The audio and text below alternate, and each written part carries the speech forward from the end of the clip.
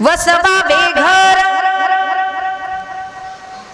देवे बरे निरंतर संघासनी शयनी घडे भोजनी गमनी। रामकृष्ण हरी। हो काही रुसले का काय? बोला ना, झाले कोणी? रामकृष्ण हरी, रामकृष्ण हरी। अहो आपली संख्या यांच्यापेक्षा जास्त आहे, त्यामुळे यांच्यापेक्षा आपला आवाज जास्त आला पाहिजे। रामकृष्ण हरी। ही परिचयाची सुरुवात आहे, म्हणून पहिला रामकृष्ण हरी। प्रस्तुत प्राप्त प्रसंगी प्राप्त स्थळी श्री कीर्तन रूपी सेवेकरिता निवडलेला घेतलेला अभंग थोडासा रिवोक ठेवा।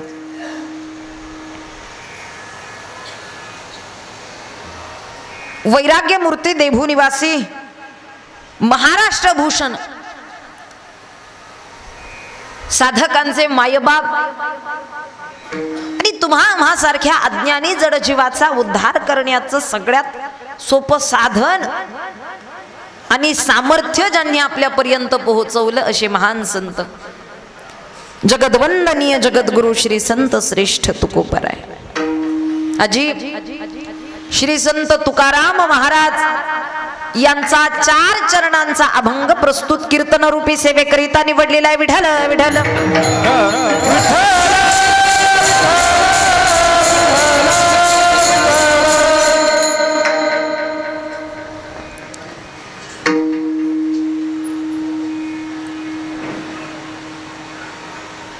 या अभंगाच्या माध्यमातून जगद्गुरु श्री संत तुकाराम महाराज भगवंताकडे विनंतीही करतायत आणि तुमच्या आमच्या उद्धाराकरिता उपदेशही करतायत। म्हणजे यातून आपल्याला 2 पद्धतीने पाहता येईल। एकतर भगवंताकडे विनंती घरामध्ये स्थापन होण्याची आणि तुम्हाला आम्हाला सर्वसामान्य साधकाला याचा उपदेश आहे भगवंताला घरामध्ये स्थापन करून घेण्याची। कारण भगवंताचं सानिध्य प्राप्त झाल्यानंतरच आपल्या जीवनातलं दुःख नाहीसं होणार आहे। जोपर्यंत आपण त्या ठिकाणी त्या भगवान परमात्म्यापासून दूर आहे तोपर्यंत आपल्या जीवनातल्या अनेक संकट अनेक अडचणी निश्चितच आपल्याला फार मोठं दुःख उद्वेग करून जातात। इथे एसटीचा प्रवास कोणी कोणी केलाय? भरपूर सगळ्यांनीच केलाय। आता घरोघरी गाडी जरी झाली असली तरी एसटीचा प्रवास हा सगळ्यांनी केलाय आणि एसटीच्या प्रवासाचा एक अनुभव आहे। ज्यांनी तो प्रवास केलाय त्यांच्या लगेच लक्षात येईल अजी एसटीच्या प्रवासामध्ये जर सगळ्यात पाठीमागच्या सीटवरती बसलो तर धक्के जास्त बसतात का कमी? जास्त बसतात। अगदी मनकेही मोडलेत काहींचे। आला असेल अनेकांना अनुभव। मनके मोडतील इथपर्यंत धक्के बसतात एसटीच्या मागच्या सीटवर। पण त्याच एसटीत त्याच रस्त्याला जर आपण ड्रायव्हरच्या शेजारची सीट पकडली कंडक्टरच्या शेजारी बसलो तर मात्र आपल्याला धक्के कमी जाणवतात। गाडी तीच रस्ताही तोच फक्त बसण्याची जागा बदलली तर बसणाऱ्या धक्क्यांमध्ये तीव्रतेमध्ये फरक पडतो। सांगण्याचं तात्पर्य या आयुष्य रूपी गाडीमध्ये याला चालवणारा तो भगवान परमात्मा आहे आणि जेवढं त्या भगवान परमात्म्याच्या सीट पासून लांब बसू तेवढे धक्के जास्त हे पा धक्के तेवढेच राहतात, त्याची तीव्रता कमी असते. जेव्हा आपण त्याच्या सानिध्यात बसतो तेव्हा तीव्रता कमी होते. खड्डे तेच राहतात, गाडी तीच राहते, स्पीड तेच राहतं, फक्त तीव्रता कमी. हे कारण म्हणजे आपण बसण्याची जागा. भगवान परमात्म्यापासून जेवढे दूर दुःखाची तीव्रता जास्त आहे, उद्वेग होतो. पण भगवंताच्या सानिध्याचा परिणाम संत सांगतात, आम्हाला त्याच्या सानिध्यामध्ये सर्व सुख ल्यालो, सर्व अलंकार, त्याच्या नामाचा उच्चार केला, त्याचं हरी कीर्तन केलं आणि खऱ्या अर्थानं त्याचं सानिध्य प्राप्त झालं. मग मात्र आमच्या जीवनामध्ये कुठल्याही प्रकारचं दुःख राहत नाही. आणि म्हणून खऱ्या अर्थानं त्यानं आमच्या शाश्वत स्वरूप असणाऱ्या आध्यात्मिक घरामध्ये स्थापन व्हावं. या कारणानं संग आसनी शयनी घडे भोजनी गमनी. आणि याच योगानं आमच्या जीवनातलं मायेनं आमच्यावरती निर्माण केलेलं जाळं निघून जाईल. संकल्प विकल्प हे मायेचं जाळं आहे, मावळोनी पुण्य पाप. आणि या सगळ्याला कारणीभूत कोण असेल? अवघा गोविंदे तुका म्हणे काळ. लक्षात आलं का? प्रत्येक काळ हा सुकाळामध्ये परिवर्तित होतो, त्याचं कारण हा गोविंदे. विठ्ठल विठ्ठल.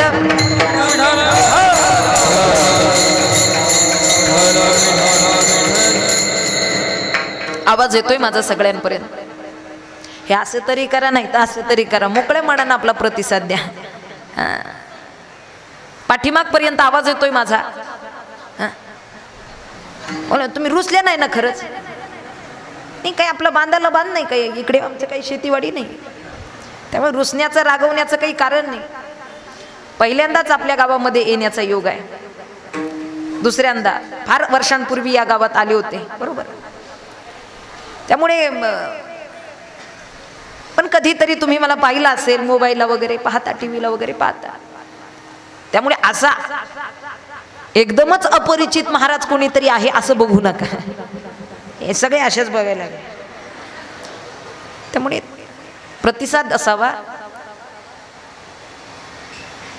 मी सुरुवातीलाच का हे सांगते, वक्त्याला श्रोत्याचा प्रतिसाद का असला पाहिजे, का हो म्हणायचं, का नाही म्हणायचं, का मान हलवायची.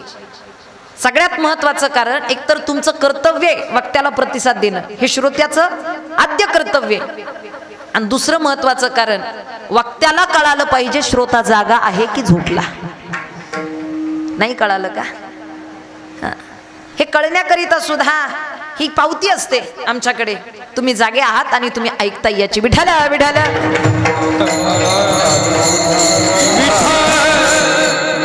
लक्ष द्या.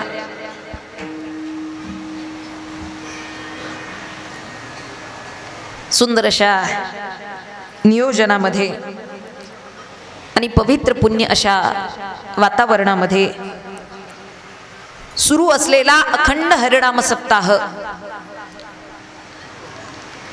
ग्रंथराज ज्ञानेश्वरी पारायण सोहळा, पवित्र पुण्य आपलं पारेगाव बुद्रुक, गोड अशा प्रकारे सप्ताह सुरू आहे. वर्ष कितवं आहे? अखंड हरिनाम सप्ताह. जसा शब्द आहे अखंड, तशी खरीच अखंड अशी सेवा आपल्या सप्ताहाची सुरू आहे. खरंच आनंद या गोष्टीचा. एकदा जोरदार टाळी वाजवा. अनादी कालापासून सुरू असलेला आपला हा सप्ताह, गोड अशा पद्धतीचं आयोजन नियोजन केलं जात आहे. हरिभक्तीपरायण वैकुंठवासी नरहरी महाराज औरंगाबादकर यांच्या आशीर्वादाने, तसेच हरिभक्तीपरायण महामंडलेश्वर रामेश्वर शास्त्री महाराज यांच्या आशीर्वादाने व नवनाथ महाराज गडाख यांच्या मार्गदर्शनाखाली सुरू असलेला अखंड हरिनाम सप्ताह ज्ञानेश्वरी व्यासपीठ चालक हरिभक्तीपरायण पांडे महाराज आणि आदरणीय हरिभक्तीपरायण एकनाथ महाराज गोडके, त्याचबरोबर या ठिकाणी समस्त ग्रामस्थ, पारेगाव बुद्रुक सप्ताह कमिटी, आयोजक, नियोजक आणि सर्व श्रोते मायबाप. सप्ताह कोणाच्या एकाच्या ताकदीनं घडतो हे शक्य नाही. सप्ताह इथपर्यंत घडतो, यामध्ये सगळ्यांचा दृश्य आणि अदृश्य स्वरूपात का होईना सहभाग असतोच, दातृत्व असतं. एवढा जनसमुदाय इथपर्यंत येतो आणि मुळात 7 ते 9चं कीर्तन, त्यामुळे कळून चुकतं की आता 9 नंतर 7 ते 9 भजन आणि पुढे 9 नंतर भोजन, बरोबर. आणि एवढ्या उपस्थित जनसमुदायाला भोजन द्यावं, अन्नदान व्हावं, हाही फार मोठा भक्तीचा भाग आहे, परमार्थाचा भाग आहे. कोणीही यावा, कितीही जनसमुदाय यावा, इथून उपाशी पोटी जात नाही, ही आपल्या परमार्थाची ताकद आहे. अनादिकालापासून आपल्या गावात सप्ताह सुरू आहे, बरोबर ना. कदाचित आपल्याला या गोष्टीचा अंदाजही नसेल किंवा आपण कधी विचारही केला नसेल की किती मोठं पुण्य आणि किती मोठं सत्कर्म या पाठीमागे दडलेलं आहे.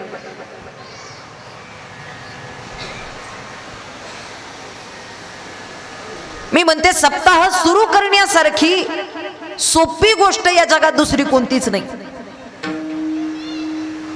नाही समजलं का? सप्ताह सुरू करण्यासारखी सोपी गोष्ट कोणतीच नाही.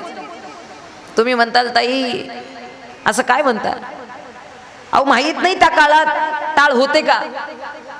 दगडाच्या टाळामधुनी गायले अभंग. माहित नाही टाळ होते का? अहो एवढी सिस्टीम होती का? लाइटिंग होती का? डेकोरेशन होतं का?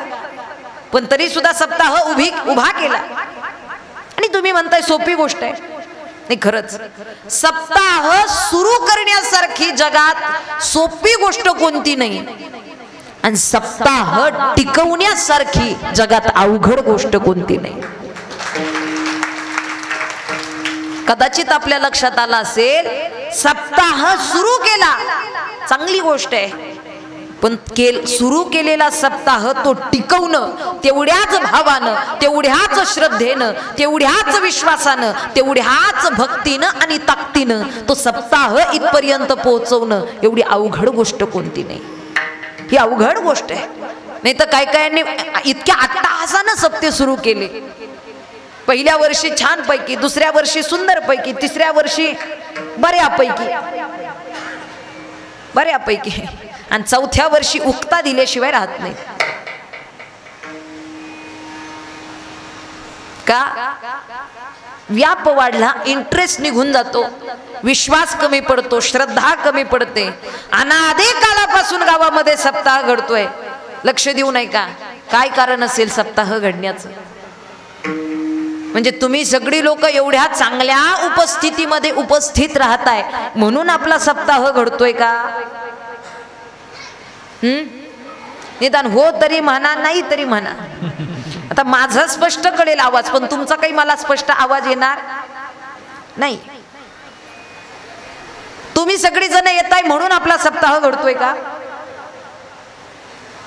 श्री संत नामदेव महाराज सांगतात, अहंकाराचा वारा न लागो राजसा, माझी या विष्णुदासा भाविकासी. आपण जर म्हणावं मी येतोय म्हणून सप्ताह आहे, तो अहंकार होईल. म्हणजे आपल्यामुळे सप्ताह घडत नाही. पत्रिका सुंदर प्रिंट केली, पण पत्रिका छापली म्हणून सप्ताह घडतोय का? अगदीच नाही. मंडप डेकोरेशन उत्तम आहे, पण डेकोरेशन केलंय, मंडप बांधलाय म्हणून आपला सप्ताह घडतोय का? बोला ना तुम्ही. असे तुम्ही अनफ्रेश असल्यागत बसू नका. हे सायंकाळचे 7:30 नाही, सकाळचे 7:30 वाजलेत असं बसा. पत्रिकेमुळे आपला सप्ताह नाही. पत्रिकेवरती जर सप्ताह अवलंबून असते तर काही गावचे सप्ते पत्रिका छापून बंद पडले नसते. पत्रिका छापलेली राहते पण सप्ताह होत नाही त्या तिथीला. पत्रिकेवरती सप्ताह नाही. मंडप घातला, डेकोरेशन केलं म्हणून सप्ताह झाला असंही नाही. तुम्ही सगळी जण एवढ्या चांगल्या पद्धतीत उपस्थित राहताय म्हणून सप्ताह होतोय असं सुद्धा. बोला बोला, असं सुद्धा मोठ्याने, असं सुद्धा. कीर्तनकार आहेत म्हणून सुद्धा नाही. जावा काय घरी मग? नाही म्हणताय. उत्तर अगदीच बरोबर आहे, चुकीचं नाही. उत्तर बरोबर आहे. कीर्तनकार आहे म्हणून सप्ताह नाही, सप्ताह आहे म्हणून कीर्तनकार. लक्षात ठेवा. आणि इथे उपस्थित असणारा कुणी मोठा आणि छोटा नसतो, एवढं ध्यानात ठेवा. कदाचित आपल्या मनाला हा भ्रम झालेला आहे, अमुक कीर्तनकार मोठा आणि अमुक कीर्तनकार छोटा. अहो, इथं बसणाऱ्याचा सुद्धा अधिकार तितकाच आहे जिथं इथं उभा राहणाऱ्याचा आहे. गायकांचाही तितकाच अधिकार आहे जितका कीर्तनकाराचा आहे. कारण इथं मंडपामध्ये ज्या बसलोत ना, हा धर्म मंडप आहे आणि इथे संतांच्या वाणीचंच आचरण केलं जातं, भगवंताच्या नामचिंतनाचाच गजर केला जातो. त्यामुळे इथे येणारा प्रत्येक जण, मग तो श्रोता असो, वक्ता असो, गायक वृंद असो किंबहुना वादक असो, कोणीही असला तरी तो भगवंताचा दासच स्वरूप इथे बसतो, एवढं ध्यानात ठेवा. त्यामुळे ते आमच्यामुळे सुद्धा नाही, तुमच्यामुळे सुद्धा नाही, पत्रिकेमुळे सुद्धा नाही, मंडप डेकोरेशन मुळे सुद्धा नाही. मग का बरं सप्ताह घडतो? काय कारण आहे? पवित्र ते कुळ पावन देश, पवित्र ते कुळ पावन देश,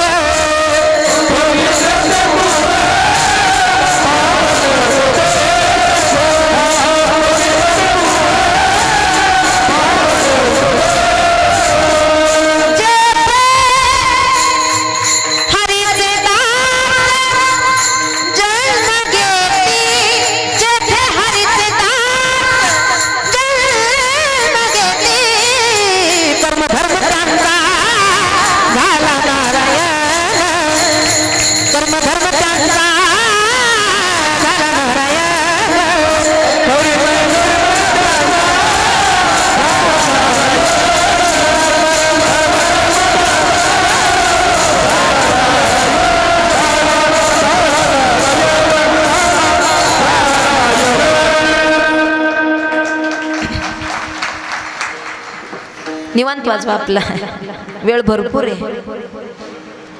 वाजू वाटल्या तर मोकळ्या मनानं वाजवा. हिने वाजवली मी वाजवू का नको, तिने नाही वाजवली मग मी वाजवू का नको. आपुली आपण जगाचं काय, वाजू वाटली ना अंतःकरणानं भगवत चिंतनाची टाळी वाजवा. माझ्या कौतुकासाठी कुणी सुद्धा टाळी वाजवू नका म्हणताय. तुम्ही एवढे कसे खरे बोलताय? वा, बरं ठीक आहे, नका वाजू माझ्यासाठी, पण किमान स्वतःच्या उद्धाराची टाळी कुणी चुकू नका. उद्धार झाला पाहिजे. जेथे हरीचे दास जन्म घेती, जेथे हरीचे दास जन्म घेती, कर्म धर्म त्यांचा झाला नारायण, पवित्र ते कुळ पावन तो देश. ही मातीची पवित्रता आपल्याला प्राप्त झालेली आहे, निसर्गाची पवित्रता आपल्याला प्राप्त झालेली आहे, आणि पूर्वजन्माचं काहीतरी चांगलं सुकृत आपल्याला प्राप्त झालेले. बहुत सुकृताची जोडी आणि म्हणून विठ्ठली आवडी, म्हणून विठ्ठलावरती प्रेम जडलं, म्हणून हा सप्ताह कुठेतरी पूर्व सुकृत चांगलं असलं पाहिजे. सगळ्यांचं सहकार्य फार मोठं आहे, त्यामुळे एका दोकाचा नाम उल्लेख करण्यात काही अर्थ नाही. इथे ग्रामस्थ, सप्ताह कमिटी, आयोजक, नियोजक सगळ्यांचं मनापासून धन्यवाद. फार मोठा दातृत्वाचा हा सप्ताह चालू आहे बरं का. अन्नदान फार मोठ्या पद्धतीत सुरू आहे, त्यामुळे खरंच सगळ्यांचं फार मोठं धन्यवाद. पण तरी देखील मी नामउल्लेख कोणाचा करणार तर नाहीच आहे, पण सातत्यानं ज्यांचा आम्हाला इथपर्यंत निश्चित संपर्क प्राप्त झाला, आणि संगमनेर तालुक्यात, नाशिक जिल्ह्यात कुठेही सेवा असू द्यात, मला सांगायला खरं तर काही हरकत नाही. अगदी नांदूर मधमेश्वर या ठिकाणी माझी सेवा होती, आणि तिथे सुद्धा आपल्या गावातील आमच्या आदरणीय ज्यांची आज सेवा आहे सौजन्य, या ठिकाणी भाऊसाहेब महाराज आणि आमचे ऋषिकेश दादा तिथपर्यंत पोहोचले होते. म्हणजे कुठे ना कुठेतरी हे प्रेम, हे स्नेह आणि खऱ्या अर्थानं फार मोठी आवड भगवंताची अप्रती, त्यामुळे ते तिथपर्यंत पोहोचले. त्यामुळे त्यांचे धन्यवाद. उपस्थितांच्या चरणी नतमस्तक होते. परवा निमोंची तिथेही कीर्तन झालं माझ्या वाडीमध्ये, आपल्या पालखेवाडीमध्ये, तिथेही त्या ठिकाणी उपस्थित होते. मनापासून धन्यवाद. उपस्थितांच्या चरणी नतमस्तक होऊन सेवेला सुरुवात. विठ्ठल विठ्ठल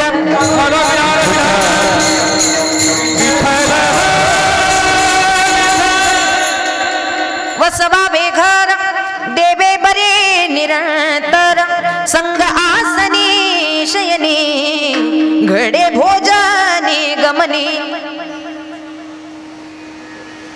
जगद्गुरु तुकोबाराय भगवान परमात्म्याला घरामध्ये स्थापन होण्याची विनंती करतायत.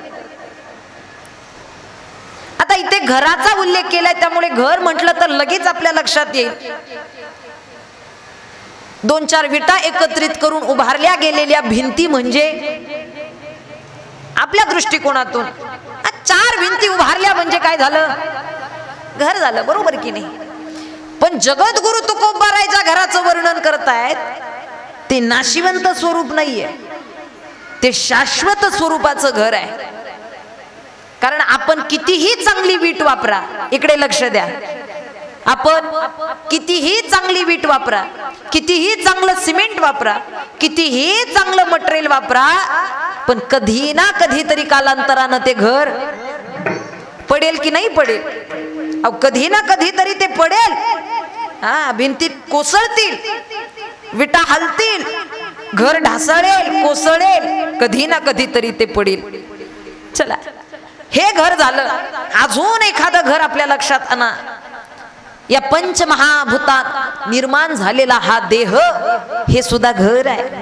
याला सुद्धा घर संबोधलेलं आहे महाराज, याला सुद्धा घर म्हटलेलं आहे.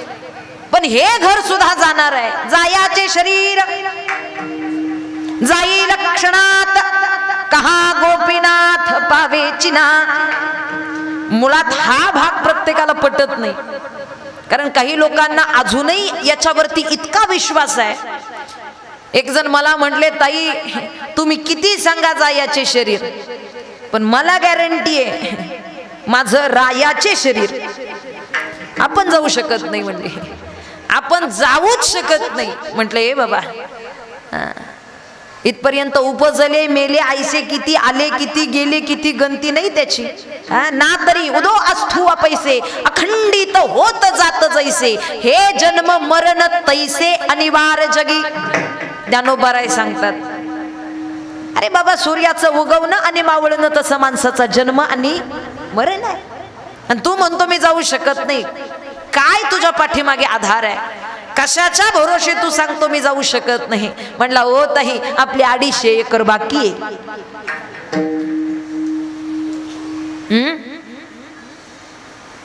250 एकर याचा उद्धार करेल? अहो तुमचे 250 एकर असू द्या, 500 एकर असू द्या, नाही तर 1000 एकर असू द्या, चिमूटभर माती सुद्धा सोबत नाही नेता येणार. माती सांगे कुंभारासी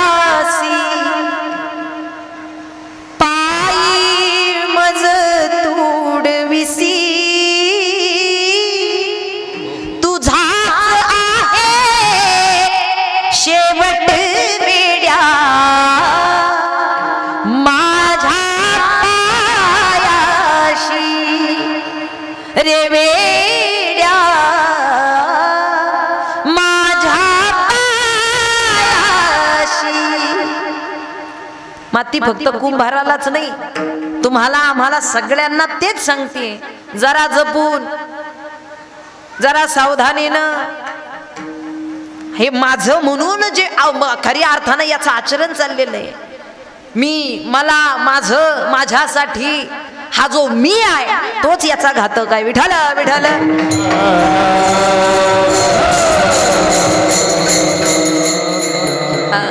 हा मी सगळ्यात मोठा घात करणार आहे. अरे कधी ना कधीतरी संपणार आहे. नाशिवंत देह जाणार सकळ, आयुष्य खातो काळ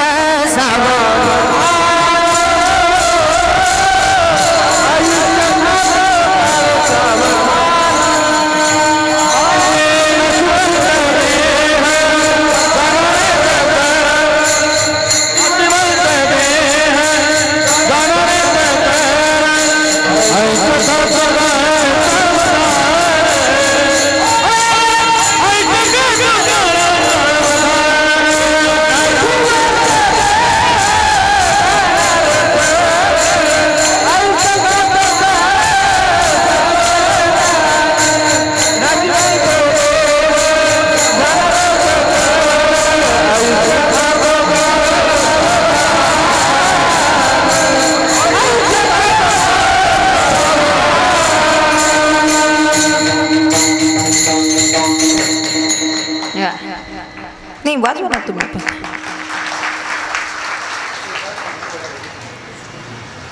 नाशिवंत देह जाणार सकळ.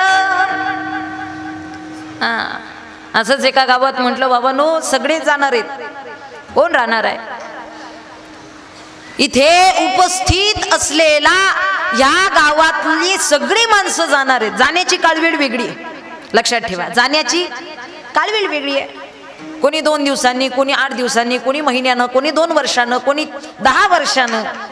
मी म्हटलं गावातली सगळीच माणसं जाणार आहेत. एक आजी मोठ्यानं हसू लागली. म्हटलं ओ आजी, इथे काही हास्याचं गोष्ट नाही सांगितली, काय झालं तुम्हाला हसायला, काय हसताय? आजी म्हटल्या ओ ताई, तुम्ही म्हटलात ते अगदी बरोबर आहे, पण मी मात्र मरणार नाही, मी नाही जाऊ शकत.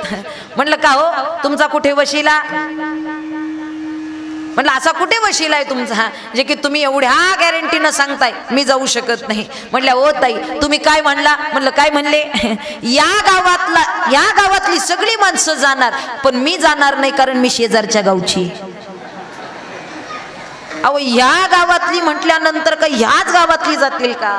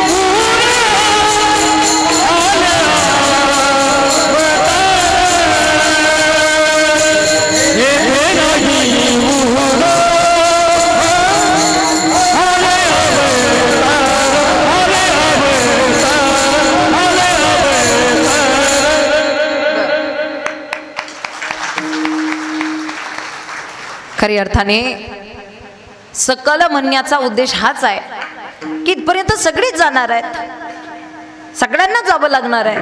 कोणी शाश्वत स्वरूप प्राप्त करून आलेलं नाही. जायचं प्रत्येकाला आहे, निश्चित हे जाणार आहे. म्हणजे हे घर कितीही सजवलं, कितीही चांगल्या परीनं ठेवलं, तुम्ही लाईफ बॉय वापरला काय, डेटॉल वापरला काय, संतूर वापरला काय, किंवा गोदरेज नंबर 1 2 नाही आला अजून, 1च. तुम्ही कितीही चांगल्या ब्रँडचा सोप वापरा तरी सुद्धा हे जाणार आहे, निश्चित हे जाईल. त्यामुळे हे घर सुद्धा शाश्वत नाहीये. विटांनी बांधलेलं दगड विटा वाळूचं ते घर सुद्धा शाश्वत नाहीये. मग कोणत्या घरामध्ये स्थापन करण्याची भावना जगद्गुरु तुकोबराय मांडतायत? हे घरही जाणार आहे, ते घरही. कारण मुख्यतः प्रामुख्यानं आपण भगवंताला आपण एकतर त्या घरामध्ये स्थापन करतो, नाहीतर या घरामध्ये स्थापन करतो. हा मोठंच्या मोठं घर बांधलं, एखादी देवखोली काढतो, देवघर काढतो आणि तिथे भगवंताची स्थापना करतो. लक्ष द्या, देव्हाऱ्यात भगवंताची स्थापना करतो, शरीरात भगवंताची स्थापना करतो. पण संतांना या सगळ्या घराचा काही घेणं देणं नाही, कारण ही नाशिवंत स्वरूप असणारी घर आहेत. आणि जगद्गुरु तुकोबरायांनी ज्या ठिकाणी स्थापन करण्याची भावना व्यक्त केली ते ठिकाण हे शाश्वत स्वरूप, ते घर शाश्वत स्वरूप आहे. आणि त्याला आध्यात्मिक घर म्हटलं जातं. ते आध्यात्मिक घर म्हणजे नेमकं कोणतं? जगद्गुरु तुकोबराय सांगतात अभंगाच्या प्रथम चरणात,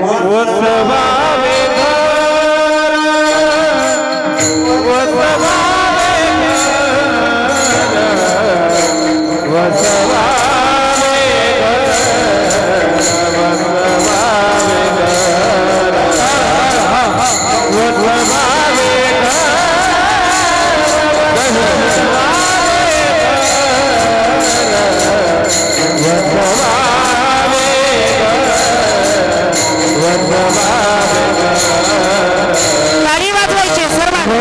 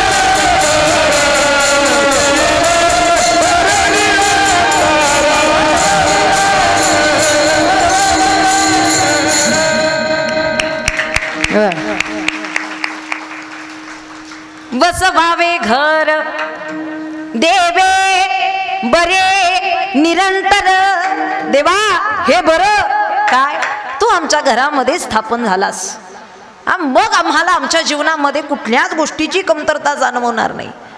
मुळात मी सुरुवातीला सांगितलं, भगवंताच्या प्राप्तीनं जीवनातलं दुःख नाहीसं होतंय. आणि ज्यावेळी भगवंताचं सानिध्य नसेल त्यावेळी मात्र करमत नाही. संतांचा हा भाव आहे. कदाचित तो तुमचा आमचा असेलच असं नाही, कारण इथपर्यंत एवढी लोक आलीत, सगळीच जण एका भावाची आहेत असं नाही, सगळ्यांचाच भाव एक असेल असं नाही, सगळीच कीर्तनाला आलीत असंही नाही. नाही हा आता आता जमले जरा. आता कवरी क्षेत्राच्या आतमध्ये आले तुम्ही सगळे. प्रत्येकाचा भाव भिन्न भिन्न आहे, लक्षात आलं का? परमार्थ करतोय, भक्ती करतोय, पण भाव प्रत्येकाचा भिन्न भिन्न असू शकतो. पण जगद्गुरु तुकोबाराय संत जेव्हा भगवंताचं खऱ्या अर्थानं नामचिंतन करतात, सेवा करतात, त्याचा दास होतात आणि खऱ्या अर्थानं त्याचं सानिध्य प्राप्त करण्याच्या दृष्टीनं सांगतात, तेव्हा त्या क्षणाला मात्र त्या भगवंताच्या दुराव्याची तळमळ त्यांच्या अंतःकरणात आहे. हे देवा, तुझ्याशिवाय आमच्या जीवनामध्ये शून्य आहे रे सगळं काही. बारे पांडुरंगा, बारे पांडुरंगा, केव्हा भेट देशी,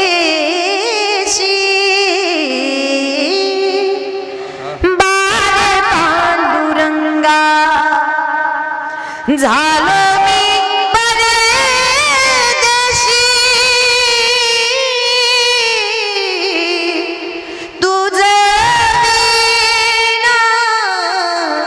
झालो मी परदेशी, तुझ विण बारे पांडुरंगा, केव्हा भेट देशी, बारे पांडुरंगा. आता त्यांना कळेल ज्यांना स्वर कळतोय, ज्यांना ताल कळतोय, ज्यांना स्वरही कळेना आणि तालही कळेना ते उगा शेपात राहते. नेमकं चाललंय काय? कधी कधी आपल्याला प्रश्न पडतो, आपला स्वर चुकला का काय, पण त्यांच्याच लक्षात आलं नाही. हे कीर्तन झाल्यावर कळतं. विठ्ठल विठ्ठल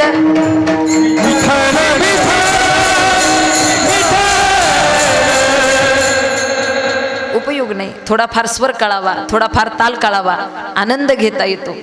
जाणीव असेल तर आनंद घेता येतो. हे देवा, आता मात्र तुझ्याशिवाय आम्ही राहू शकत नाही आणि तुझ्याशिवाय आमच्या जीवनातलं दुःखही कोणी घालवू शकत नाही. तुझ्याशिवाय आमचा उद्धारही कोणी करू शकत नाही. तो हा उतरील पार भवदुस्तर नदीचा, याती कुळ माझे गेले हरपोनी, श्रीरंगा चोनी अनुनेने, याती कुळ माझे. खरी अर्थानं आता मात्र आम्हाला जर स्थिरता कशाने प्राप्त होत असेल ना, तर त्याच्या सानिध्यानंच होणार आहे. धाव घाली आई, आता पाहतेस काही बाद झालं देवा, आता मात्र राहावं, तू आमच्या घरामध्ये स्थापन व्हावं. पण कोणत्या घरात? आध्यात्मिक घरात. आणि आध्यात्मिक घर कोणतं? हे पंचमहाभूताचं शरीर नाही, विटानं उभा केलेल्या भिंती नाही, किंबहुना इतर देव्हारा देवालय नाही, तर ते आध्यात्मिक घर म्हणजे अंतःकरणातली चित्तरूपी वृत्ती म्हणजे आध्यात्मिक.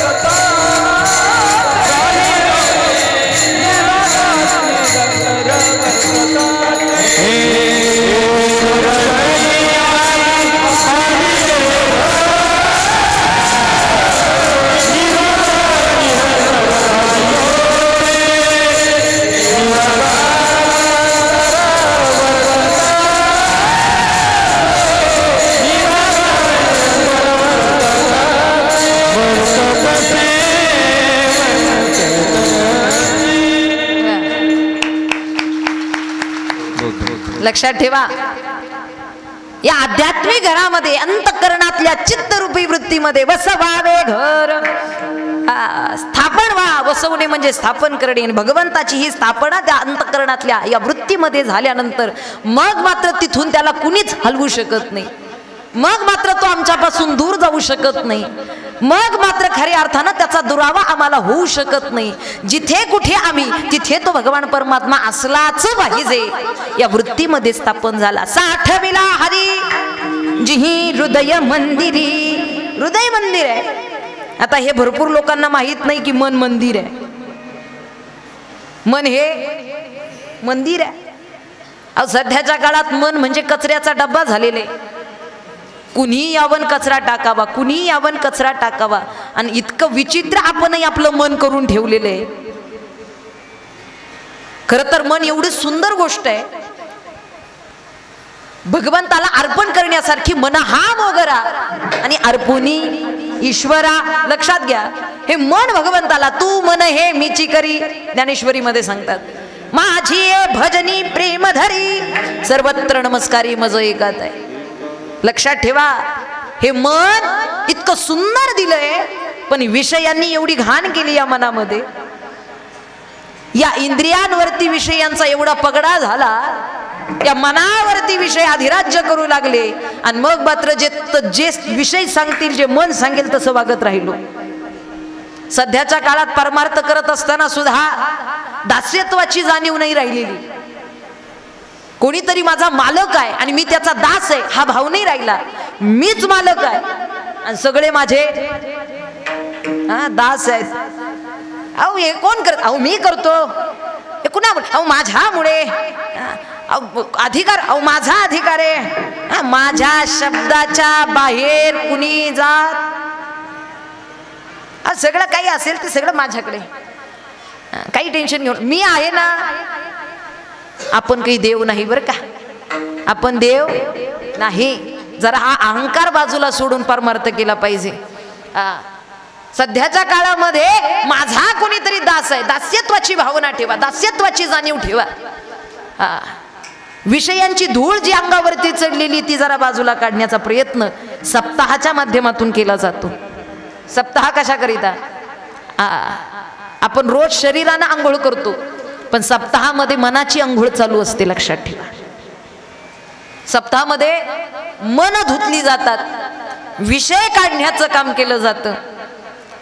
काही बगळ्यांचा थवा नदीकाठी पाणी पिण्याकरिता गेला आणि त्यातला एक बगळा त्या चिखलात अडकला नदीकाठच्या आणि त्याच्यावरती चिखल जमा झाला. वाऱ्यानं पावसानं तिथला चिखल जमा झाला.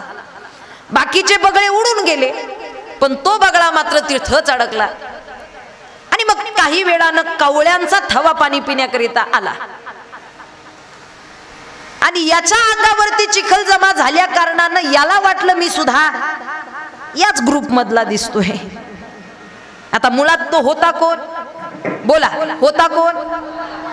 पण समजू लागला कावळा आणि ते कावळ्यांच्याच ग्रुप मध्ये घुसला. आणि मग दैनंदिन जसं त्यांचं जीवन तसं याचं झालं. जसे कावळे जिथे जाणार तो इथे जाणार, जे खाणार तो हे खाणार, किंबहुना जशा पद्धतीनं ते जगू लागले तसा हाही जगू लागला. आणि बऱ्याच दिवसानं पुन्हा एकदा नदीकाठी पुन्हा पाणी पिण्याकरिता आले तेव्हा बगळ्यातल्या थव्यातल्या एका बगळ्यानं या कावळ्यातल्या बगळ्याला पाहिलं. कावळ्यातल्या बगळ्याला पाहिलं म्हणले अरे आपल्या ग्रुप मधलं तिकडं गेलं कसं काय? अरे ह्या बगळा त्या कावळ्यांमध्ये काय करतोय? विचारपूस करण्यासाठी गेला. म्हणले का रे बाबा, अरे तू आहेस कोण? तू वागतोयस काय? तू कुठे चाललास? आणि या कावळ्यांमध्ये काय करतो? तो म्हणला नाही नाही मी बगळा नाही, मी कावळा आहे. अरे बाबा तू बगळा आहेस, हा चिखल जमा झालेला आहे म्हणून तुझा रंग असा झाला, नाहीतर तू तुझं खरं स्वरूप बगळाच आहेस. नाही नाही मी बगळा नाही, मी कावळाच आहे. मानायलाच तयार नाही असे किती बगळे आहेत. मी तुमचं नाही म्हटलं, असे समाजात बरेच बगळे आहेत. ऐकूनच घेत नाही. अरे बाबा तू कावळा नाही, तू बगळा आहे. देखे मनुष्य जात सकळ ध्यानोबराय सांगतात स्वभावता भजन. अरे मुळात तू बगळाच आहेस, कावळा नाही. इथे काय करतो? नाही नाही मी बगळा नाही, मी कावळाय. याला आता राग आला. त्या बगळ्यानं याला धरलं, फरफटत नेलं नदीकाठी आणि पाण्यात 2-4 डुबक्या काढल्या, अंगावरचा सगळा मळ धुवून काढला आणि मग त्याला निरीक्षण करायला सांगितलं. बघ जरा स्वतःकडे आणि सांग आता तू कोण आहेस. नीट निरीक्षण केलं आणि मग त्याच्या ध्यानात आलं, मुळात मी कावळा नसून मी बगळाच आहे. कदाचित ती परिस्थिती आपली तशीच झालेली आहे. अहो विष्णुदासच, अहो हरिदासच, पण विषयांचा चिखल जमा झाल्या कारणानं आपण आपल्याला प्रपंचासाठी वाहून देतो. मी प्रापंचिकच आहे. अरे बाबा तू विष्णुदास आहे. विठाला विठाला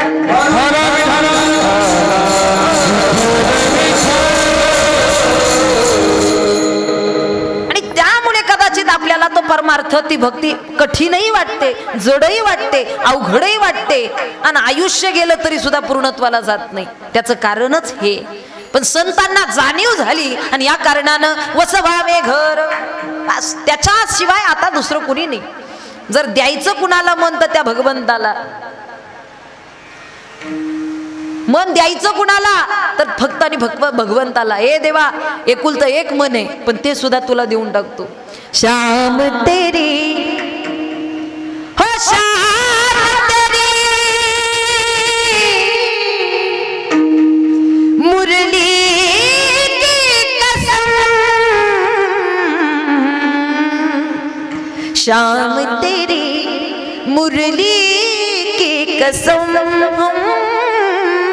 तुमसे मोहब्बत कर बैठे, श्याम तेरी मुरली की कसम, तुमसे मोहब्बत कर बैठे, दूर सिवा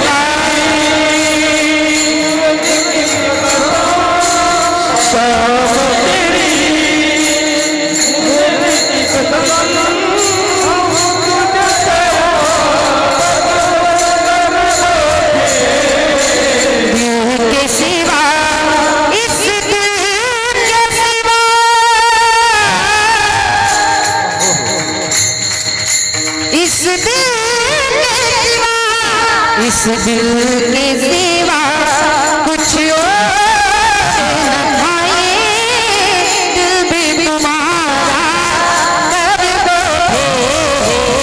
श्याम तेरी मुरली की कसम, तुमसे मोहब्बत कर बैठे, श्याम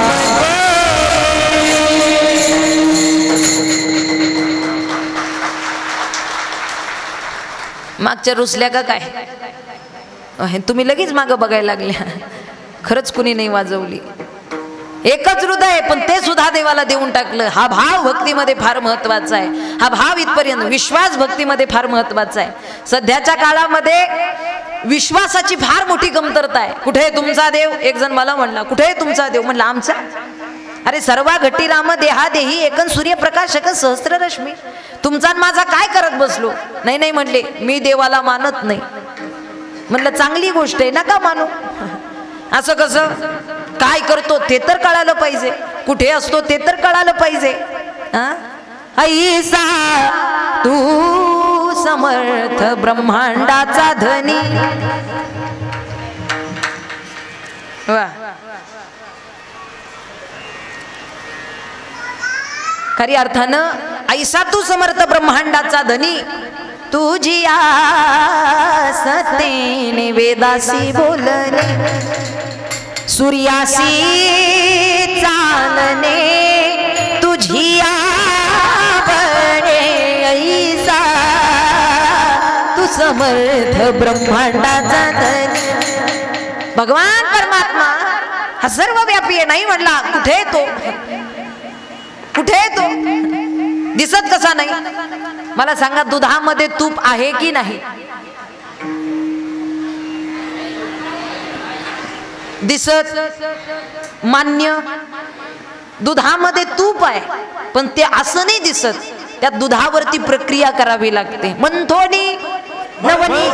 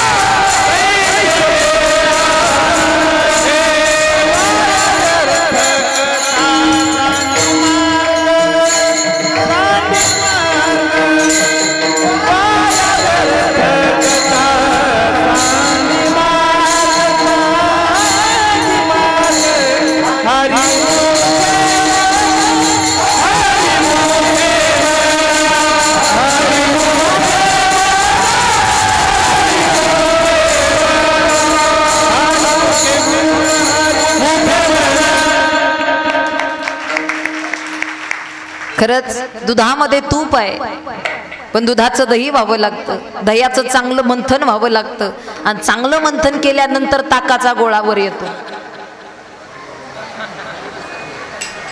म्हणूनच एकदा साऊंड चेक केला, म्हणलं नेमकं जागे झोपले, लोण्याचा गोळावर येतो आणि खाली राहतं ताकाचं पाणी. आणि एकदा लोण्याचा गोळा मिळाला की त्याला कळवावं, मग प्राप्त होतं ते तूप. दुधामध्ये तूप आहे, पण प्रक्रिया केल्याशिवाय मिळत नाही. तुमच्या आमच्या देव आहे, पण भक्ती केल्याशिवाय दिसत नाही. त्यामुळे निश्चितच त्याला विश्वासाची फार मोठी गरज आहे, भावाची फार मोठी गरज आहे. वसवावे घर देवे बरे निरंतर, देवा हे बरं तो आमच्या या शाश्वत स्वरूप आध्यात्मिक घरामध्ये स्थापन झाला हो ना. खरी अर्थानं आपल्याही झाल्या पाहिजे. कारण का? कारण त्याच्याशिवाय इथपर्यंत दुःख नाहीच होणार नाही. बरं, स्थापन झाल्यानंतरचा परिणाम काय की तू का स्थापन व्हावास? आमच्या जीवनामध्ये दैनंदिन कर्मामध्ये तुझा संग आम्हाला प्राप्त घडेल. कोणता संग? अभंगा दुसऱ्या चरणात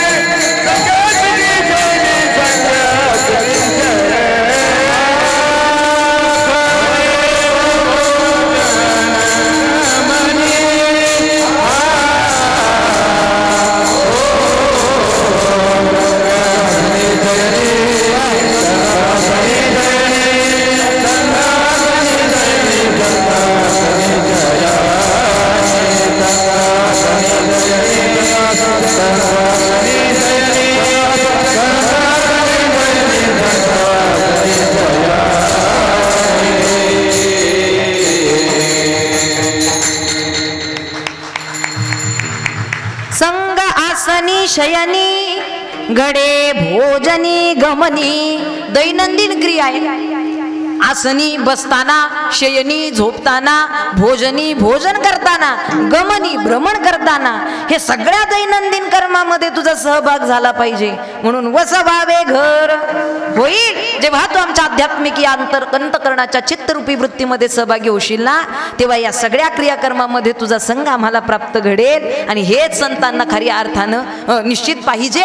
आणि म्हणून खऱ्या अर्थानं भगवंताकडे ही विनंती आहे, प्रार्थना आहे. इकडे लक्ष द्या. महिला मंडळ, भक्ती करत असताना कोणतीही सेवा करा, भाव शुद्ध ठेवा. भाव शुद्ध ठेवा, मन निर्मळ ठेवा.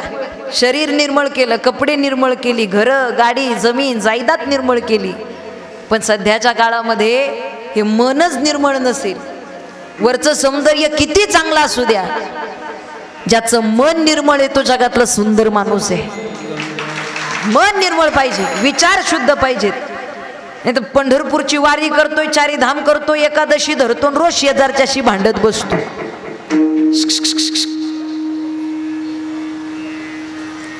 रोज शेजारच्याशी भांडतो, काय उपयोग आहे? काही कीर्तनात बसले तरी गप नाही. हिचं असं, तिचं तसं, तिनं असं, तिनं तसं, तिचं असं. यांच्या लवकर ध्यानात येईल, तुमच्या नाही लक्षात येणार. हा आमचा फेवरेट विषय. हिनं असं केलं आणि तिनं तसं केलं आणि तू काय केलं. अहो कधीतरी आपणही आपल्याला विचारलं पाहिजे, मी नेमकं काय केलं. काहीतरी गुणदोष आपलंही आपले निरीक्षणात आणले पाहिजेत. आपणही आपल्या गुणदोषांचं परीक्षण केलं पाहिजे, तर कुठेतरी परमार्थ आहे. प्रत्येक वेळी दुसऱ्याचा पाणउतारा करून नाही आयुष्य जगता येत. कधीतरी आपणही आपल्या गुणदोषांचं परीक्षण करा. काय माझं चुकलं, काय माझं बरोबर आहे, कोणतं कर्म माझ्याकडून चुकलं.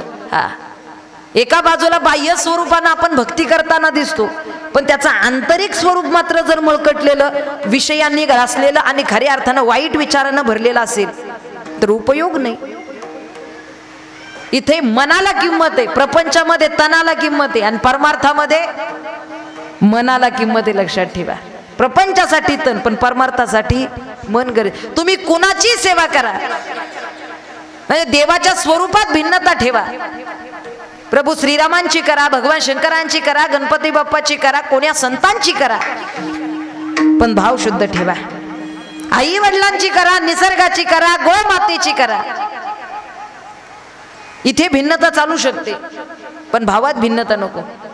आई वडिलांची सेवा केली तरी तो पांडुरंग परमात्मा प्राप्त आहे. गोमातेची सेवा केली तरी तो पांडुरंग परमात्मा प्राप्त आहे. नाही तर काही काही प्रसंगी पाहुणे घरी यायचे म्हणून आई बापाला कोंडून घेणारी पोरं सुद्धा आहेत. पाहुणे घरी यायचे आणि आई बापाला कोंडून घेते का? म्हातारा म्हातारी गप बसत नाही. अरे पाहुणे आले ना, काही बोलत बसते, कळत नाही त्यांना, बोलण्याचं भान राहत नाही. अहो कसं भान राहील? जुन्या काळामध्ये, ज्या काळात हाडाची काडी रक्ताचं पाणी केलंय, आयुष्य उभा केलं, रात्रीचा दिवस केलाय ना, हा प्रपंच उभा केलाय, त्यांचे अनुभव का नाही सांगणार ते? पण सध्याच्या काळामध्ये म्हातारी माणसं बोलली तरी राग येतो. तुम्ही गप्प बसा, तुम्ही बोलू नका. काय कळतं तुला? ए आई जरा शांत बसत जा. हो बाबा, माणसं आली की तुमची बडबड चालू, जरा शांत बसत जा. त्यांनी बोलायचं कुणाजवळ?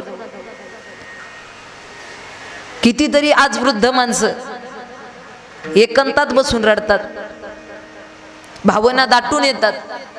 का? ऐकून घेणारं कोणी नाही राहिलं. पोरांना सांगावं, पोरगा ऐकून घेत नाही. सुना ऐकून घेत नाही, नातवंड ऐकून घेत नाही. माझी विनंती असेल, इतका सेवाभाव चांगला ठेवा. घरामध्ये म्हातारी माणसं आहेत ना, जगातलं सगळ्यात श्रीमंत घर आपलं आहे असं समजा. जगातलं श्रीमंत घर, ज्याच्या घरात म्हातारी माणसं आहेत.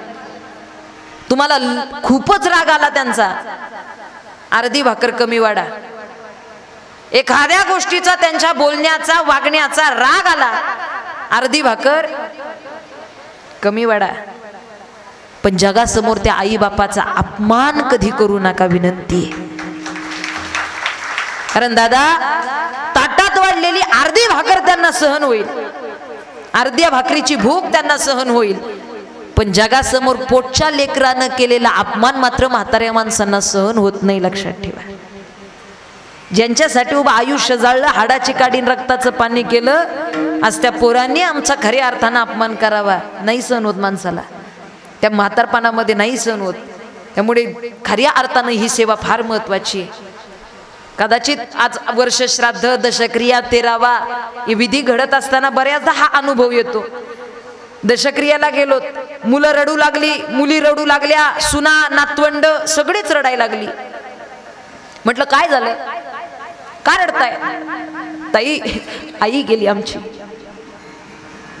आई गेली आमची. अरे म्हटलं कधी ना कधी तरी जाणारच, नका रडू.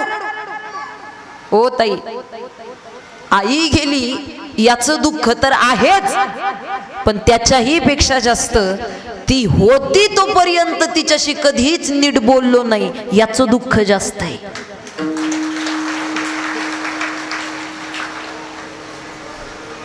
ती होती तोपर्यंत किंमत नाही दिली तिला, तेव्हा वेळ नाही दिला तिला. आज भावना दाटून येतात. दिवसाचे 10 फोन करायची मला, जेवलास का, झोपलास का, बरा आहेस का, पोहोचलास का, आलास का, निघालास का. वैताग यायचा, वैताग यायचा तिच्या फोनचा. म्हटलं मग आज बरं असेल, फोन नाही, काही त्रास नाही. धाड दिशी हृदयाचा हुंदका फुटला आणि पोरगा ढसढसा रडू लागला. म्हटला ताई, आज कळतंय मला, दिवसाचे 1000 फोन येतात, पण त्यातला एकही फोन मी बरा आहे का किंवा मी जेवलोय का हे विचारण्यासाठी येत नाही. अरे आईचा नंबर सेव्ह आहे फोन मध्ये, पण आता मात्र त्या फोनची रिंग वाजत नाही. डोळे भरून आले. खऱ्या अर्थानं ती गेल्यानंतर, वडील गेल्यानंतर कदाचित त्यांचे कष्ट कळतात. बाप कष्टाचा काबाडी, बाप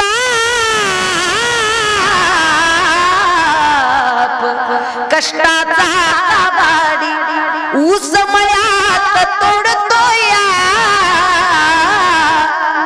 भाकर पोरांना ठेवूनी, कांड उसाच चाखतोया, खमीस खवाटी फाटलेलं, सुई दोऱ्यान शिवलेलं, माझ्या बापाच्या धोतराला सदा ठिगाळ जोडलेलं, आली जरा गावाची, बाप बाजारला जायचा, आन उधार पाधार, कापड पोरांना न्यायचा. कदाचित ते दिवस आठवत असतील ज्या काळात बापाच्या खिशात रुपया नव्हता, पण बाजारला निघाला तर 2-2 पिशव्या भरून घेऊन यायचा. आजही तो बाप कदाचित आम्हाला कळला नाही. म्हणून चूल पेटत नव्हती दिसा दिवस घराला, पाहिली भर दाण्यासाठी,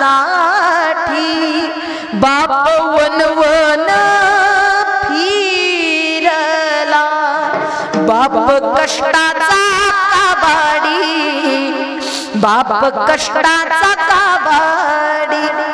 कदाचित तो कळावा आणि आहे हयातीत तोपर्यंत सेवा व्हावी, गोमातेची सेवा व्हावी, कारण गो सेवा ही ईश्वर सेवा आहे. आज आपण सगळी शेतकरी वर्ग आहे आणि अभिमान पाहिजे प्रत्येकाला. एक तरी खिलार गाई, गावरान गाई, देशी गाई प्रत्येकाच्या घरी असलीच पाहिजे. तिची सेवा आपल्याकडून झालीच पाहिजे. का? आपण धर्माची जोपासना करण्यासाठी उपस्थित आहोत. धर्मो रक्षिते रक्षित आहात. आपण धर्माचं रक्षण केलं तर धर्म आपलं रक्षण करणार आहे. माझी विनंती असेल, गायीची सेवा करा. तुम्ही म्हणताल ताई तुम्ही सांगताय, पण तुम्ही कितपत सेवा करता? कारण बोले तैसा चाले, त्याची नाही नाही नाही त्याचीच वंदावी पाऊली, त्याचीच वंदा. नाही तर बोलणारे भरपूर राहतात, पण त्याचं आचरण तितपत असतं का बघा. 10% सुद्धा बोलणाऱ्यात त्याचं आचरण नसेल ना, तर तीळ मात्र सुद्धा त्याचं वचन ऐकायचं नाही. पण मी स्वतः गोसेवक आहे. भोर तालुक्यामध्ये रुक्मिणी खिलार गोशाळा या नावानं आमची गोशाळा आहे, ज्या माध्यमातून जातिवंत खिलार गाई, जातिवंत मोठ्या मापाचे खिलार वळू बैल त्यांची आम्ही सेवा करतोय. इंस्टाग्रामला रुक्मिणी खिलार गोशाळा म्हणून पेज आहे, फॉलो केल्यानंतर ध्यानात येईलच. माझे पती आदरणीय आंतरराष्ट्रीय मृदुंगवादक हरिभक्तीपरायण अर्जुनजी महाराज साळेकर या ठिकाणी ते उपस्थित नाही राहू शकले, परंतु खऱ्या अर्थानं अंतःकरणामध्ये गो सेवेची आणि धर्माच्या रक्षणाची जी खऱ्या अर्थानं तळमळ आहे ती फार मोठी आहे. त्यांचंही धन्यवाद. निश्चितच हा भाव आपल्या अंतःकरणात असा कायम स्वरूपी असला पाहिजे आणि याच आध्यात्मिक घरामध्ये भगवंताची स्थापना आपल्याला करता आली पाहिजे. वस भावे घर देवे बरे निरंतर. जगद्गुरु तुकोबाराय सांगतात, देवा तुझा दैनंदिन कर्मात सहभाग झाल्या या योगानं आमच्या जीवनातला मायेचा जाळ निघून जाईल. आतापर्यंत मायेनं जे काही आमच्या मनामध्ये संकल्प किंबहुना बुद्धीमध्ये जे विकल्प निर्माण केले ते निघून जातील आणि मग खऱ्या अर्थानं मावळोनी पुण्य पाप संकल्प विकल्प. तिसरं चरण सरळ घेते मी. आता वेळ तर होऊन गेलेला आहे, कधी गेला ते कळालं नाही पण वेळ झालाच. हा, अजूनही वाटलं नाही की आता मला वाटलं सुरू झाला आताशी. तुम्हाला वाटतंय का संपलं? नाही. तुम्हाला जरी नाही वाटलं तरी पोट सांगेलच की तुम्हाला कधीतरी की बाद झालं म्हणावं आता.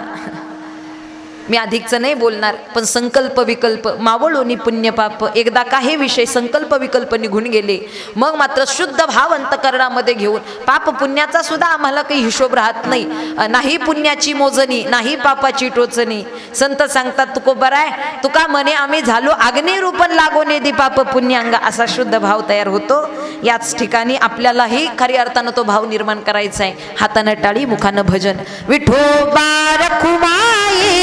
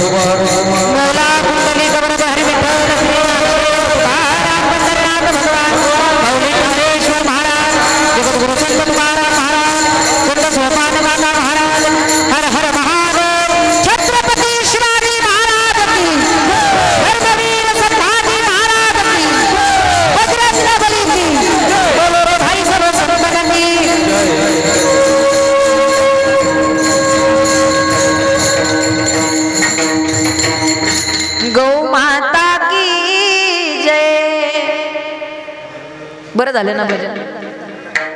अहो भजन बरं झालं ना. पोटासाठी गरजेचं राहतं भोजन आणि मनासाठी गरजेचं असतं भजन. त्यामुळे भजन आणि भोजन हे दोन्ही सात्विकतेनं झालं पाहिजे. दोघांमध्ये सात्विकता ठेवा, खाण्यात सात्विकता ठेवा आणि भजनातही सात्विकता ठेवा. अधिकचं न बोलता खऱ्या अर्थानं हे कलियुग आहे. लवकरात लवकर महिला मंडळ गुलाबी साडीवाल्या आजी इकडे लक्ष द्या. वा, तुम्ही परत बघताय का कोण येते? लोकांना हे फार राहत कुणाला काय बोलले. इकडे लक्ष द्या. कलियुग आहे, लवकरात लवकर परमार्थ पूर्णत्वाला न्या. आणि सगळ्यात सोपं साधन भगवत चिंतन सांगितले. कलियुगा माझी करावे चिंतन, तेने नारायण देईल भेटी. खऱ्या अर्थानं भगवान परमात्म्याचं चिंतन हे उद्धार करण्याचं सगळ्यात सोपं साधन आहे. आणि म्हणून आपण इथपर्यंत ते भजन नामचिंतन अंतकरणानं केलं पाहिजे लवकरात लवकर. कारण तुझा ना भरोसा ना माझा, बोला बोला बोला बोला. जग हे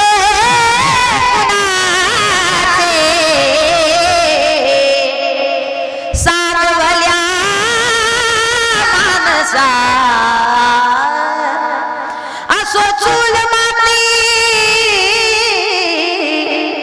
आणि मीठ भाकर ना घरीचे मुखी गोड साखर, सोडून दे रे धनाच्या तुला लसा. जग हे कुणाचे सारवल्या मानसा, कधी लागे कधी लागे कधी लागे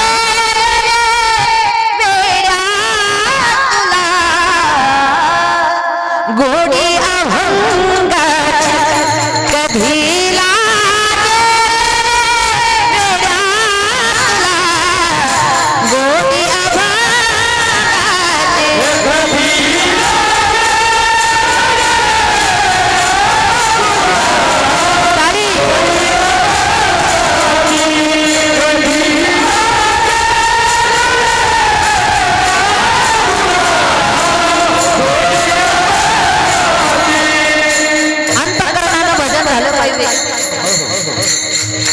मनोभावे भजन तू कर,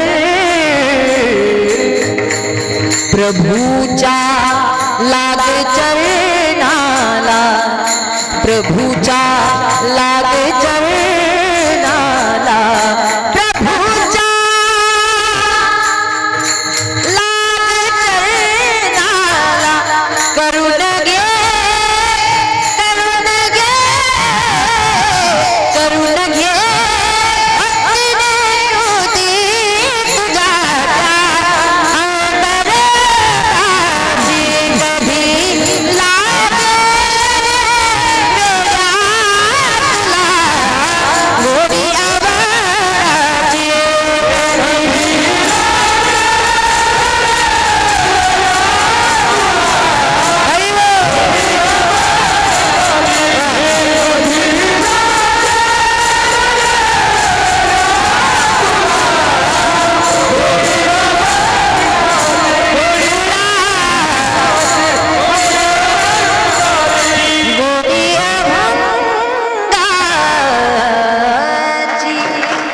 लवकरात लवकर भजन भक्ती करा. अधिक जण बोलता.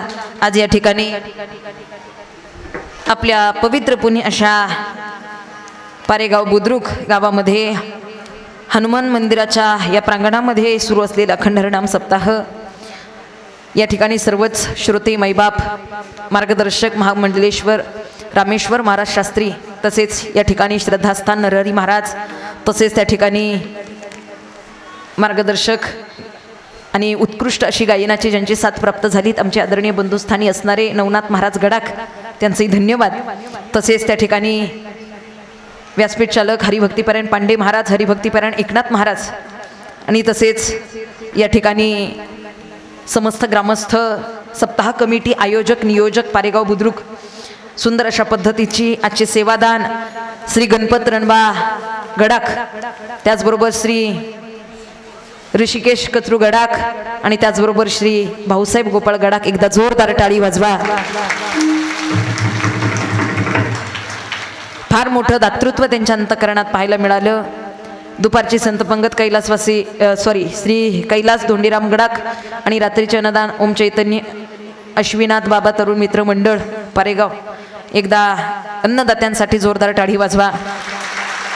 तसेच गायनाची उत्कृष्ट अशी साथ आदरणीय हरिभक्तीपरायण किसन माना यांनी दिलीत. तसेच आदरणीय मासे महाराज असतील, त्याचबरोबर मृदुंगाची उत्कृष्ट अशी साथ आदरणीय शंभू महाराज असतील, सर्वांसाठी जोरदार टाळी वाजवा, महाराजांसाठी जोरदार टाळी वाजवा. सुंदर अशी साथ प्राप्त केली. त्याचबरोबर उत्कृष्ट अशी गायनाची साथ आदरणीय आमचे ज्ञानेश्वर भाऊ असतील, त्यांचेही धन्यवाद. एकदा जोरदार टाळी वाजवा. आणि तसेच नवनाथ महाराज असतील, सर्व टाळकरी वृंदांसाठी एकदा जोरदार टाळी वाजवा. फार गोड टाळांची साथ प्राप्त केली. साऊंड सिस्टीमसाठी मनापासून धन्यवाद. जोरदार टाळी वाजवा. चांगल्या अशा पद्धतीनं साऊंड ऑपरेटिंग करण्याचा प्रयत्न केला. दादा तुमचंही मनापासून धन्यवाद. त्याचबरोबर या ठिकाणी आमचे आदरणीय माझा कीर्तनकार यूट्यूब चॅनल, हे सर्व कीर्तनाचं चित्रीकरण झालेलं आहे. कोण हसलं, कोण विठ्ठल म्हटलं, कोण नाही म्हटलं, कुणी टाळी वाजवली, कुणी नाही म्हटले, आता सगळं ते डिटेलमध्ये नंतर कळेल. आणि खऱ्या अर्थानं त्यांचंही धन्यवाद. समवेत माझे सासरे आदरणीय नथुरामजी बाबा साळेकर उपस्थित आहेत, त्यांचंही धन्यवाद. आणि उपस्थित सर्व श्रोते माईबापांच्या चरणी नतमस्तक होते. माझ्या मायपित्यांच्या, गुरूंच्या, छत्रपती शिवरायांच्या, धर्मवीर संभाजी राजांच्या, जेजुरीच्या खंडे रायाच्या, सासवडच्या संत सोपान काकांच्या चरणी नतमस्तक होते. आणि पुन्हा एकदा उपस्थितांच्या चरणी नतमस्तक होऊन सेवेला पूर्णविराम. ज्ञानेश्वर माऊली, ज्ञानराज माऊली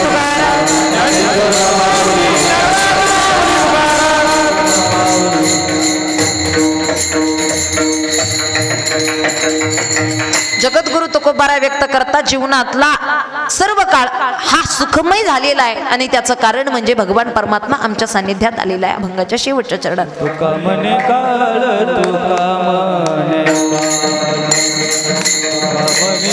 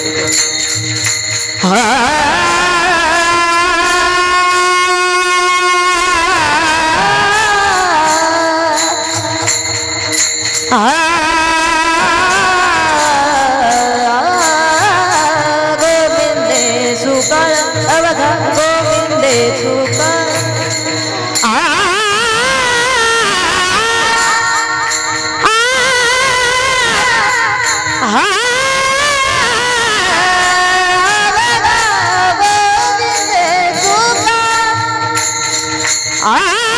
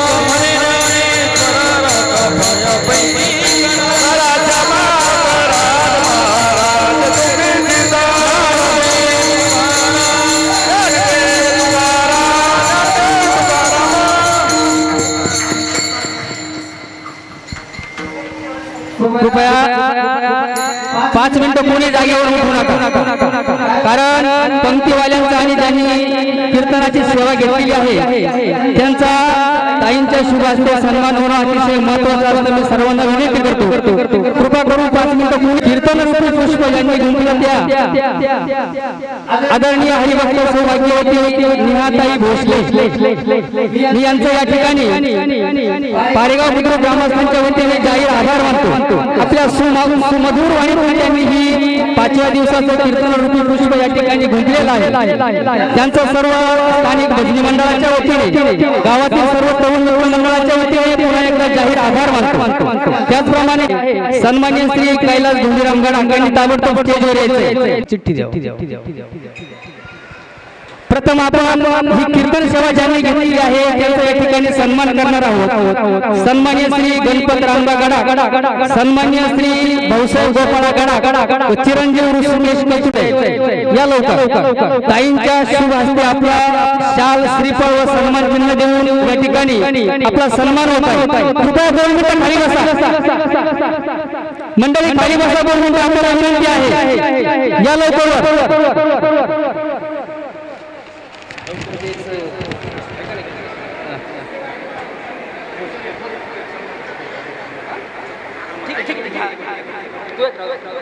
या ठिकाणी ज्यांनी कीर्तन सेवा घेतली त्या लवकर त्यांचा यथोचित ताईंच्या शुभ हस्ते या ठिकाणी सन्मान होत आहे. गणपत रामबा पाटील गडा, भाऊसाहेब गोपाळा गडा, चिरंजीव ऋषिकेश कचरू गडा यांचा या ठिकाणी ताईंच्या हस्ते सन्मान होत आहे. सकाळच्या पंक्तीचे अन्नदाते कैलास धोंडीराम गड यावर आणि आत्ताची जी महाप्रसादाची पंगत आहे त्या महाप्रसादाच्या पंक्तीचे तरुण वर्गांनी सहभाग सुनील कैलास गडा, लहू रामनाथ गडा, बाळहरी शिवराम गडा, अशोक शिवनाथ गडा, विश्वनाथ श्रीरंग गडा, नवनाथ निवृत्ती गडा, अविनाश बबन गडा, बबन पांडुरंग गडा, बाबासाहेब रघुनाथ ज्यांनी कीर्तन सेवा घेतलेली आहे त्यातील एक महिला प्रतिनिधी संदीप वाडक यांच्या हस्ते ताईंचा सन्मान होतो. शाल श्रीफळ व सन्मान चिन्ह देऊन धन्यवाद. धन्यवाद.